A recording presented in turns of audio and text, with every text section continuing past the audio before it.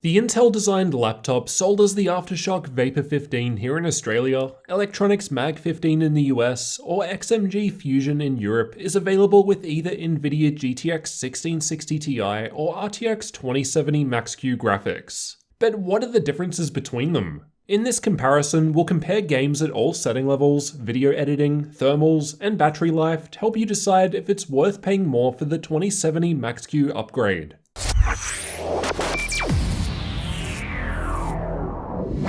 Both of my laptops are essentially the same, apart from the GPU difference. Both have an Intel i7-9750H CPU and 16GB of memory and dual channel. Let's start out by looking at the difference in gaming performance. We'll cover thermals, battery life, and more afterwards. Both laptops were tested with the same version of Windows, Nvidia drivers, and BIOS, so should be as apples to apples as possible. Both were also tested in performance mode for best results, and by default, both had the same undervolt to the CPU.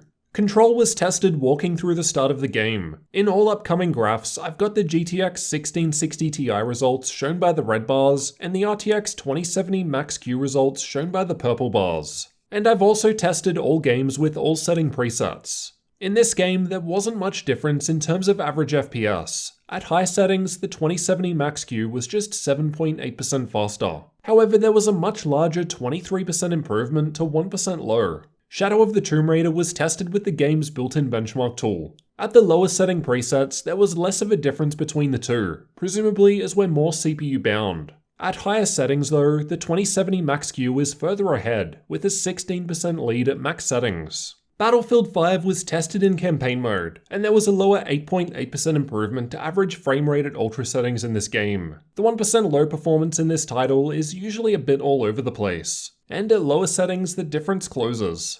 Borderlands 3 was tested with the built-in benchmark, and this game saw one of the biggest differences between the two laptops. At max settings, the 2070 Max-Q scored 21% higher average frame rate than the 1660 Ti. Just for comparison, at very low settings, the difference drops to less than 5%. Apex Legends was tested with all settings at minimum or maximum, as it doesn't have built-in setting presets. At minimum settings, the results were much the same, as the 144 FPS frame cap was hit. At max settings, the 2070 Max-Q was 11% ahead in average FPS. However, despite this, the 1660 Ti was still perfectly playable at this level. Metro Exodus was tested with the game's built-in benchmark. With the extreme setting preset, the 2070 Max-Q was 18% ahead of the GTX 1660 Ti. However, with the RTX settings, there's a much larger 111% improvement as expected. GTX graphics just don't do as well when it comes to ray tracing. Fortnite was tested using the replay feature, with the exact same replay used on each machine on the same day. The results here were interesting and not what I expected. There was basically zero difference at max settings in terms of average FPS, with more of a difference to 1% low noted. Ghost Recon Breakpoint was tested using the game's built-in benchmark tool. This time there was a larger 14% improvement to average FPS at max settings with the RTX 2070 Max-Q in use, with similar changes noted at the lower setting presets. Dota 2 was tested playing in the middle lane. This game is typically a CPU-dependent game with not much change regardless of the GPU you use, which is why I was interested in testing it out. Sure enough, at lower settings there's almost no difference, and even at Ultra, the 2070 Max-Q was only 3.8% faster than the 1660 Ti. Rainbow Six Siege was tested with the game's built-in benchmark, and this game saw one of the larger differences out of all 16 games tested. At Ultra settings, the 2070 Max-Q was 17.6% ahead in average FPS. CSGO was tested with the Euletical FPS benchmark, and is an example of another title that tends to perform better based on CPU power. Interestingly, the 1% low was better on the 2070 Max-Q at lower settings. Then there was no difference at max settings. At max, the 2070 Max-Q was just 9% ahead in average FPS. Assassin's Creed Odyssey was tested using the game's benchmark tool. At max settings, there was a below average 7% increase to average FPS. Interestingly, the difference was higher at low settings with a 10% increase from the 2070 Max-Q. PUBG was tested with the replay feature using the same replay on each machine. At ultra settings, there was a massive difference, with the 2070 Max-Q 27% ahead of the 1660 Ti. This was the largest difference seen out of all 16 games tested here. However, the change was lower at the other setting presets, with just a 2% change at very low. F1 2019 was tested with the built-in benchmark, and this title saw an above-average improvement with the 2070 Max-Q, with a 15.7% increase. At high settings and below, there was a much larger difference. Then at ultra-low, the 2070 Max-Q was a massive 49% ahead. The Witcher 3 tends to be a GPU-bound game, so it makes sense that there was an above-average 20% higher average frame rate with the ultra setting preset on the 2070 Max-Q. Far Cry New Dawn was tested using the game's benchmark tool, and there was only a small 5.6% improvement to average frame rate at ultra settings, with a slightly bigger 8.7% gap at low settings. On average, over all 16 of these games tested, there's only a 12.7% higher average frame rate with the RTX 2070 Max-Q. This was lower than I was expecting. In the past, I've shown that the RTX 2060 is around 14% ahead of the 1660 Ti,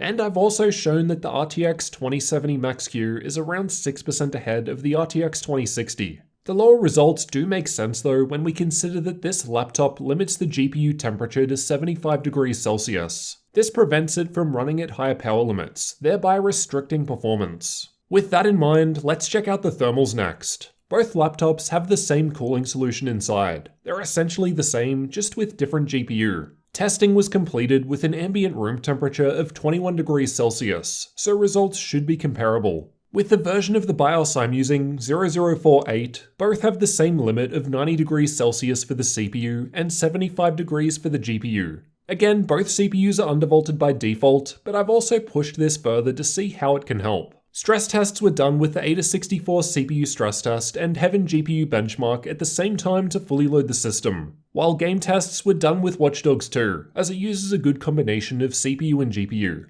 In all stress tests, regardless of whether or not additional undervolting was done with the cooling pad in use, thermal limits were still being hit. In gaming, the extra undervolt and cooling pad were able to remove thermal throttling on the CPU, more so on the 1660 Ti model, presumably as the 2070 Max-Q runs a bit hotter.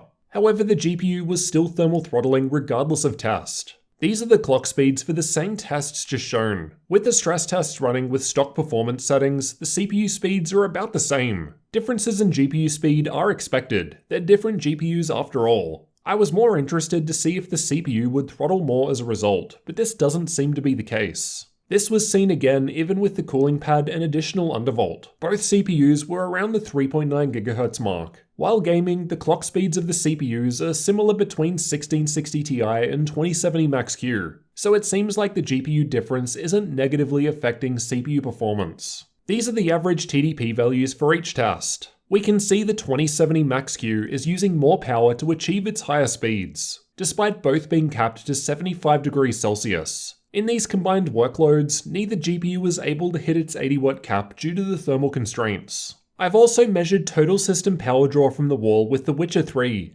which, if you recall, was able to get a larger 20% improvement with the 2070 Max-Q. To do this, the 2070 Max-Q laptop was using around 9% more power. As for the areas where you'll be putting your hands, the 2070 Max-Q machine did appear to be a little warmer, which was interesting given both machines were running the same workloads and the internals were capped to the same limits. Fan noise was otherwise the same. I've got some 3D Mark benchmarks to compare. As these synthetic tests are more GPU heavy, we're seeing much better results with the 2070 Max-Q. There was a large 38% increase to the graphics score in Firestrike, for example. And the Port Royal score was 200% higher as that test incorporates ray tracing. I've also tested exporting the same 4K video project with Adobe Premiere. Interestingly, the 1660 Ti machine was a little quicker, though it wasn't by much. The results were consistent, as these are averages from 5 exports on each machine. The Intel GPU seemed to be pegged at 100% most of the time, even with CUDA selected. The Nvidia GPU wasn't utilized anywhere near as much, which I suspect is why I didn't see big improvements from the 2070 Max-Q.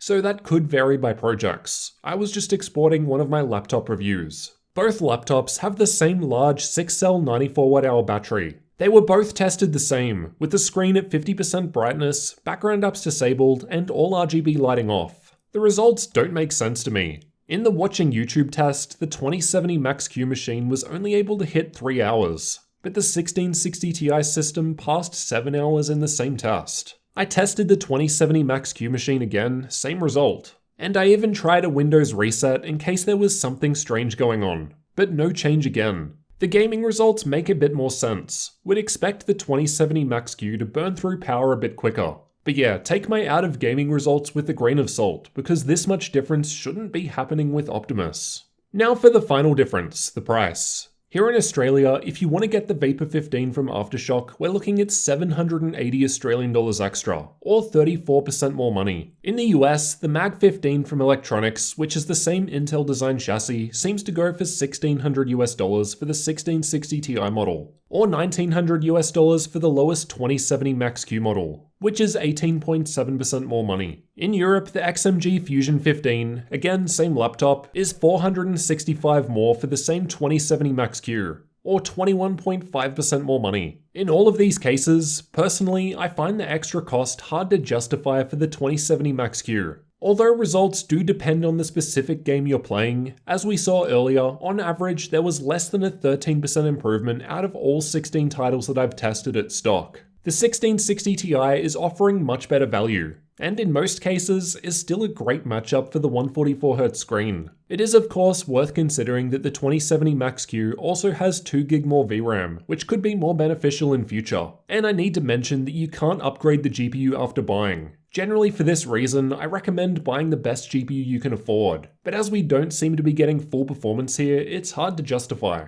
You could also argue that if you want to use ray tracing, you need the 2070 Max-Q. And while that's true, personally I think ray tracing still has a long way to go before I'd look at spending more money to get it. There are still very few games that support it, and the ones that do perform significantly worse with it enabled. By the time we have enough games implementing it well, we'll probably be past this first-gen RTX hardware. Basically for most people, I don't think it's worth paying more for the 2070 Max-Q. The 1660 Ti offers fair levels of performance for the majority of users. Let me know which option you'd pick and why down in the comments. I'm interested to hear if there are other reasons I haven't considered. And if you're new to the channel, consider getting subscribed for future tech videos like this one.